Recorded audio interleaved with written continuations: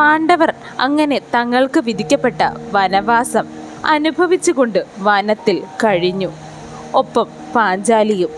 അങ്ങനെ കഴിയുമ്പോൾ ഭോജരാജാക്കന്മാരും വൃഷ്ണികളും അന്തകന്മാരും പാണ്ഡവന്മാർ ദുഃഖാർത്തരായി പ്രവജ്യാവ്രതത്തോടുകൂടി മഹാവനത്തിൽ പ്രവേശിച്ച കഥ കേട്ട് ഉടനെ അവിടെ എത്തി.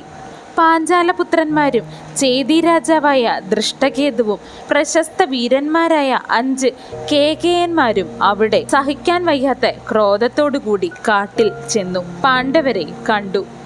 യുധിഷ്ഠിര മഹാരാജാവിനോട് ഇപ്രകാരം അവർ ആരാഞ്ഞു: ഞങ്ങൾ എന്താണിനി വേണ്ടത്, ആജ്ഞാപിക്കുക എന്ന് പറഞ്ഞുകൊണ്ട് അവർ ധാർതരാഷ്ട്രന്മാരെ അധിക്ഷേപിച്ചു. വാസുദേവകൃഷ്ണനെ നേതാവാക്കിക്കൊണ്ട് എല്ലാ ക്ഷത്രിയ വീരന്മാരും ധർമ്മപുത്രന്റെ ചുറ്റും ചെന്നിരുന്നു.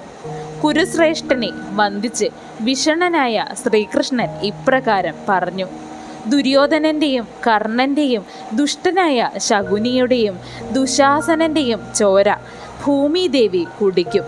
ഇവരെയും കൂട്ടരെയും ഉടനെ തന്നെ കൂടെ കൂടുന്ന സകല രാജാക്കന്മാരെയും കൊന്നു നാം ധർമ്മപുത്രനെ അഭിഷേകം ചെയ്യുക. ചതിക്കുന്നവരെ കൊല്ലണം എന്നുള്ളത് ശാശ്വതമായ ധർമ്മമാകുന്നു. ഇപ്രകാരം ക്രുദ്രനായ ശ്രീകൃഷ്ണനെ ലോകം ചുറ്റുന്ന വിധം കോപോജ്വലനായി കണ്ടു. അപ്പോൾ അർജുനൻ ശക്തി കൊണ്ട് പറഞ്ഞ് ശാന്തനാക്കി. ശ്രീകൃഷ്ണനെ ക്രുദ്ധനായി കണ്ടപ്പോൾ മുൻജന്മത്തിലെ സ്മരണകൾ അർജുനന് ഉണ്ടായി. മാന്യനായ ജിഷ്ണു അവന്റെ കർമ്മങ്ങൾ പ്രകീർത്തിച്ചു. സത്യമൂർത്തിയും അത്ഭുതാഭിമാന ശക്തിയും പ്രജാപതിയുമായ മഹാവിഷ്ണുവും ലോകേശനും വിഭുവുമായ വാസുദേവനെ അർജുനൻ പ്രകീർത്തിച്ചു. അർജുനൻ ഇപ്രകാരം പറഞ്ഞു: 10,000 വർഷം രാത്രിയിൽ ഒത്ത ദിക്കിൽ കിടന്ന് ചെന്നയിടം ഗ്രഹമായി. മുനിയായി ഭവാൻ ജീവിച്ചില്ലേ? പണ്ട് ഗന്ധമാനത്തിൽ അങ്ങ് ജീവിച്ചില്ലേ? 11,000 വർഷം വെള്ളം മാത്രം കുടിച്ചുകൊണ്ട് പുഷ്കരണി സദസ്സിൽ ഹേ കൃഷ്ണ പണ്ട് നീ വാണില്ലേ? ബദ്രികാവനത്തിൽ ഊർധ്വബാഹുവായി ഒറ്റക്കല്ലിൽ നിന്ന് കാറ്റു മാത്രമുണ്ട് ഭവാൻ 100 കൊല്ലം തപസ് ചെയ്തില്ലേ? ഉത്തരീയം ഉപേക്ഷിച്ച് ഏറ്റവും മെലിഞ്ഞ് ഞരമ്പിൻ്റെ കൂടുപോലെയായി 12 കാലം സരസ്വതി തീരത്തും അങ്ങ് സത്രം ചെയ്തില്ലേ? പുണ്യജനങ്ങൾക്ക് ഉചിത്രമായ പ്രഭാസ തടത്തിൽ ചെന്ന് ഭവാൻ 1000 സംവത്സരം ഒറ്റക്കാലിൽ തപസ് ചെയ്തില്ലേ? അങ്ങാണ് സൃഷ്ടിക്കും അതിൻ്റെ ഗതിക്കും കാരണമെന്ന് വ്യാസൻ എന്നോട് പറഞ്ഞിട്ടുണ്ട്. ഭവാൻ ക്ഷേത്രജ്ഞനും സർവഭൂതങ്ങളുടെ ആദിത്യനും ആകുന്നു. മധുസൂദന, തപസ്സിന് നിദാനമായ കൃഷ്ണ, നീയാണ് സനാതനമായ യജ്ഞൻ.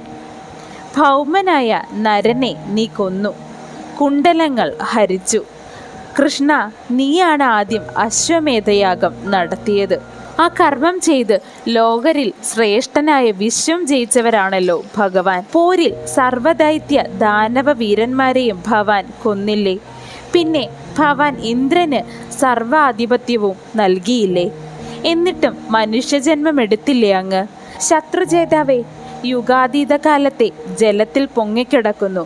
പിന്നെ ഹരിയായി, പിന്നെ നീ ബ്രഹ്മാവായി, നീ സോമനായി, നീ അനർഹനായി, നീ ധർമ്മനായി, നീ ധാതാവായി, യമനായി, അനിലനായി, വായുവായി വൈശ്രവണൻ, രുദ്രൻ, കാലൻ, ആകാശം, ഭൂമി, ദിക്കുകൾ, അജൻ, ചരാചര, ഗുരു, സ്രഷ്ടാവ് എല്ലാം നീയാകുന്നു പുരുഷോത്തമ.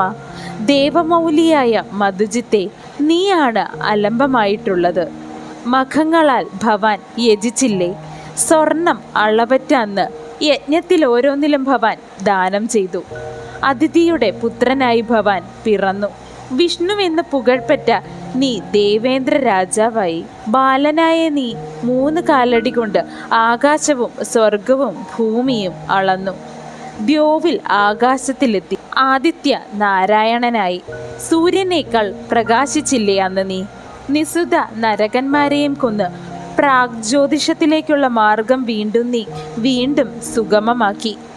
ജാരൂധി നഗരാധിപനായ ആഹൂതി, ക്രാഥൻ, ശിശുപാലൻ, ജരാസന്ധൻ, ശതദ്വതൻ ഇവരെയൊക്കെ ഭവാൻ ജയിച്ചു. ഇടിനാദം പോലെ മുഴങ്ങുന്നതും സൂര്യൻ്റെ കാന്തിയുള്ളതുമായ രഥത്തിലേറി രുക്മിയെ ജയിച്ച് ഭവാൻ ഭോജപുത്രിയെ നേടി. ഇനിയും പറയാം, ഇരാവതിയിൽ കാർത്തിവീരാർജുനനു തുല്യനായ ഭോജരാജാവിനെ കൊന്നു. ഗോപതിയായ താലികേതുവിനെയും ഭവാൻ സംഹരിച്ചു. ഋഷികൾക്ക് പ്രിയമായ ദ്വാരകാപുരി ഭവാൻ സ്വന്തമാക്കി. മത്സരമാകട്ടെ, ഭോഷ്ടമാകട്ടെ, നൃശംസമാകട്ടെ, നേരാകട്ടെ, അല്ലയോ ദാശർഹ, ഭവാൻ കാണുന്നില്ലേ? ചൈതന്യമധ്യത്തിൽ ഇരുന്നു കൊണ്ട് ഭവാൻ ജ്വലിക്കുന്നു, മഹർഷികൾക്ക് അഭയം നൽകുന്നു. അല്ലയോ വാർഷ്ണേയ, യുഗാരംഭത്തിൽ ഭവാന്റെ നാഭീപത്മത്തിൽ നിന്നും ജനിച്ച ചരാചര ഗുരുവായ ബ്രഹ്മാവിൻ്റെതാണല്ലോ ഈ ജഗത്ത്. കൃഷ്ണന്റെ ആത്മാവായ പാണ്ഡവന്മാർ മഹാവിഷ്ണുവിനോട് ഇപ്രകാരം ഉടനെ പറഞ്ഞു. അങ്ങനെ അർജുനന് തൻ്റെ പൂർവജന്മം എന്താണെന്നും ശ്രീകൃഷ്ണൻ ആരാകുന്നുവെന്നുമുള്ള ചിന്ത ഉടലെടുത്തു. അദ്ദേഹത്തിൻ്റെ സത്വം എന്താണെന്ന് മനസ്സിലായി.